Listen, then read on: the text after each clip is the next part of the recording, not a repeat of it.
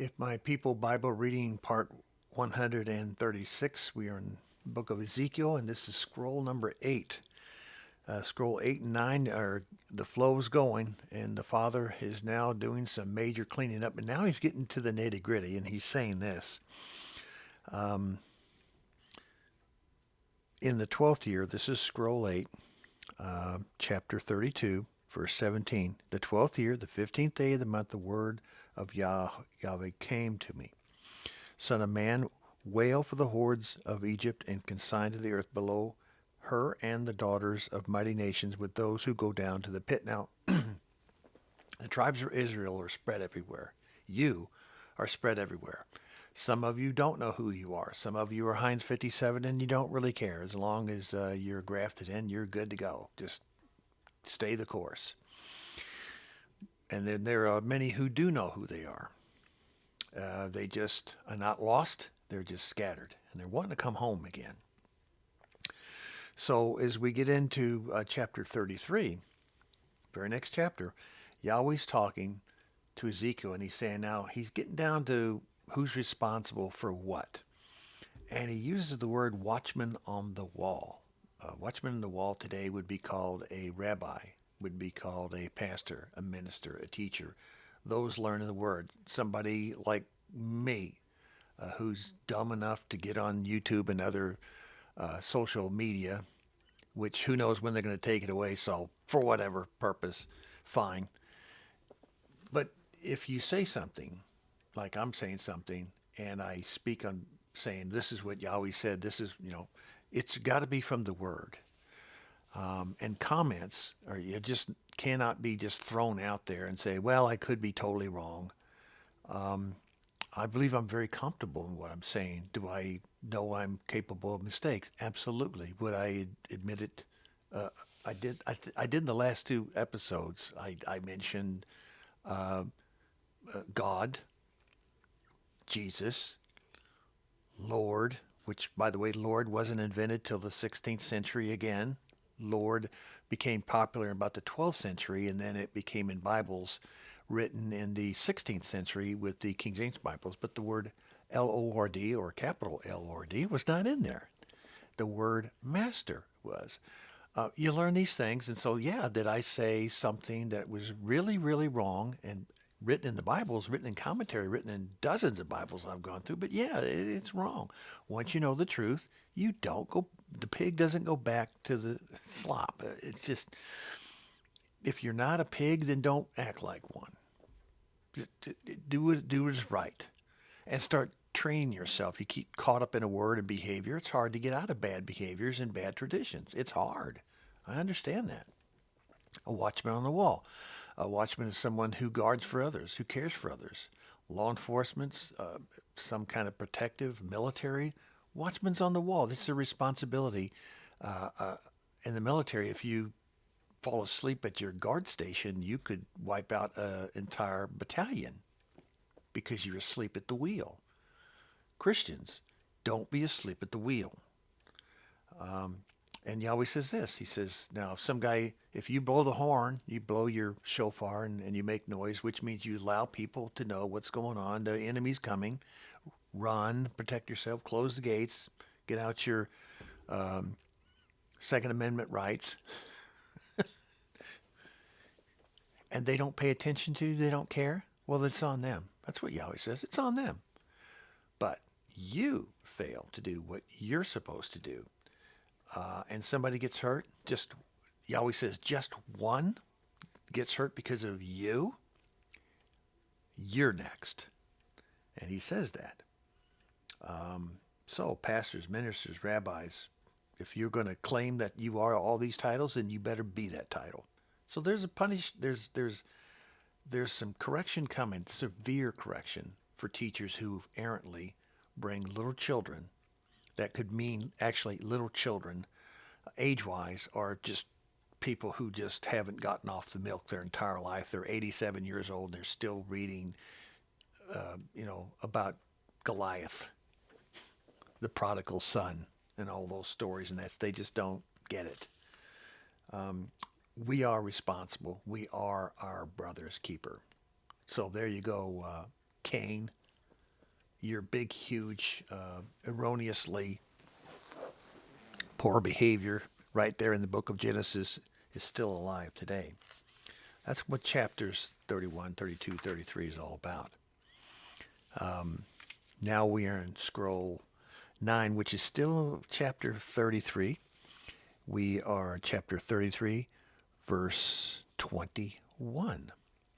In the 12th year of our exile, in the 10th month of the 5th day, a man who escaped from Jerusalem came to me, and he said, the city is fallen. So things are going down. Things continually go down. Yahweh stays with it. He's very, very patient. He's very patient. Chapter 34, the beginning of that. The word of Yahweh came to me. Now, this entire chapter, 34, it's about shepherds, good shepherds, bad shepherds. Now he gets into, instead of the watchman on the wall, he's saying, you shepherds, teachers, pastors, ministers, people who take over control of others and try to do what is right by telling them what is right, or do what is wrong and manipulate people. So he's going after both. Be correct. I'm going to correct all of you. Some of you I'm going to correct, and others I'm going to correct very severely.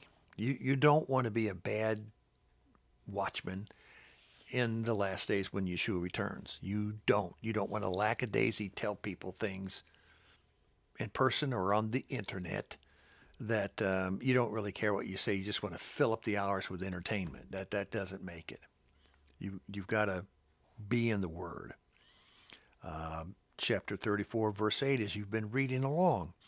As surely as I live, declares Adonai Yahweh, because my flock lacks a shepherd, and so has been plundered and has become food for wild animals. Once again, Yahweh calls people wild animals and beasts. You might think about that, about who got on the, who Yahweh put and brought by. It was Yahweh. It wasn't Noah and his family. It was Yahweh who put the animals and the beasts and the wild things on the ark, because he knew his seed was in there. Understand that. He knew he was getting on there. He knew who else was going to die. He knows that. He's a little bit smarter than we are. All right, so he talks, he says, I am against the shepherds, and I will hold them accountable for my flock. I will remove them from tending the flock so that the shepherds can no longer feed themselves, so that the shepherds can no longer feed themselves. In other words, they're looking after their own self. I will rescue my flock from their mouths and no longer. When I was in the Ministerial Alliance for years, that was the number one thing the ministers and pastors were so open to tell me. I'm in this job because I'm lazy. I don't care. This is easy. It's easy money. I can have a regular job, and then I can be a traveling pastor on weekends and hit 2 or 3 churches, and I get anywhere between $600 to $800 in cash, keyword, every Sunday for each church I attend. Think about that. That's what they're talking about. That's what the Father here is talking about. What you people, and when I was sitting there talking to the minister, I'm thinking, do these people realize, these pastors realize what they're saying? They don't really care about their flock. They're feeding themselves. Wow. Ezekiel is a gigantic, huge, wonderful book. It really blows the doors open wide these days. So it goes on in verse 11, 12, 13. It just says the sheep are supposed to be looked after by them, the shepherds. So in the future, in the millennium, will there be shepherds? Well, yeah, it makes it pretty clear. It makes it real clear that there's going to be a lot of sheep. When it talks about armies and military status in the Bible so far, we read a shepherd could be as responsible for 300, 500,000, up to 40,000 people in the millennium per shepherd. So let's just use a number of 144,000 shepherds, interesting number, and take that times 40,000, and you get 5.7 billion So you understand where I'm going about there's going to be a lot of people in the millennium alive. A lot. Now we are in chapter 34 and we continue on, verse 22 and 23. He says, I will save my flock and they will no longer be plundered. I will judge between one sheep and another. In other words, all the shepherds who have ever existed, if and those still alive during the millennium, will be corrected. Now, what are they going to get? They're going to be beaten with a stick. They're going to be corrected. They're going to be mournful and sorry. That we know. The people gnashing their teeth, that's the difference between people who hear and obey will be mournful and sorry. They could have done a whole lot more if they'd just done it, had more faith, applied their faith. Now, those that are gnashing their teeth in hate, that's the haters. That's the do-batters, okay? There's a huge difference between that. But there's not going to be a lot of laughing and giggling around because it's a time of joy. Joy does not always mean joy, happiness. It just sometimes means you are joyful because the Father's there. Here's interesting, and remember this one. Excuse me. This isn't the first time. Remember this. Verse 23, chapter 34, Ezekiel. I will place over them one shepherd, my servant David, and he will tend them, and he will tend them and be their shepherd. I will be their Elohim, and my servant David will be prince among them. I, Yahweh, have spoken. What's Bruce think? If there's a translation or a resurrection of the dead in the millennium, not after the millennium, then yeah, David's going to be there. David is going to be there. David's going to be the prince. If there is not a resurrection of that type, because the Bible says very clearly in Revelation, it says very clearly, was it chapter 19, that those who were beheaded for keeping my word will rule and reign. And this is the first resurrection. It says that right there in Revelation. So what am I saying? I don't have a problem with either train of thought. I just hope for either one. That's my hope for it. It's going to be one or the other, and I'm fine with it. It'd be great to see David. It'd be great if I'm there. If I'm not there till afterwards at the great white throne and I come into the kingdom after that, I'm happy with that. I'm not going to start another religion. I'm not going to start another crazy church out there because of arguing over the simplest things. Yahweh tells you just enough of what he wants you to know.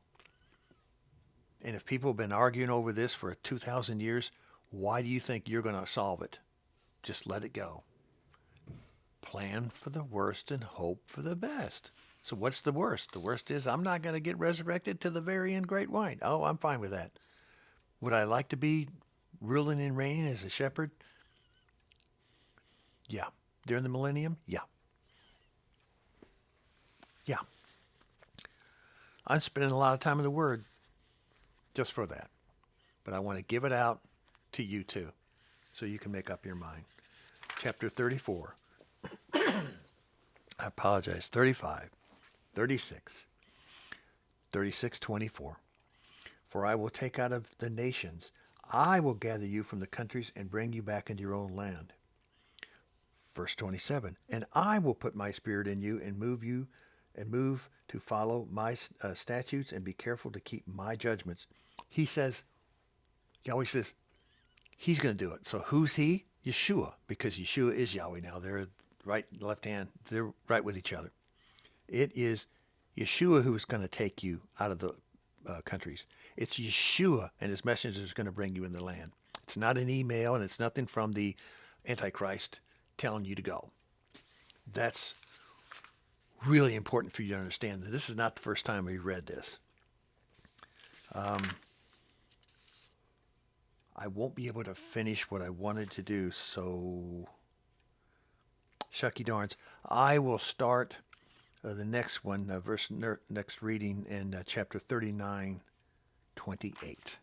We'll see you there.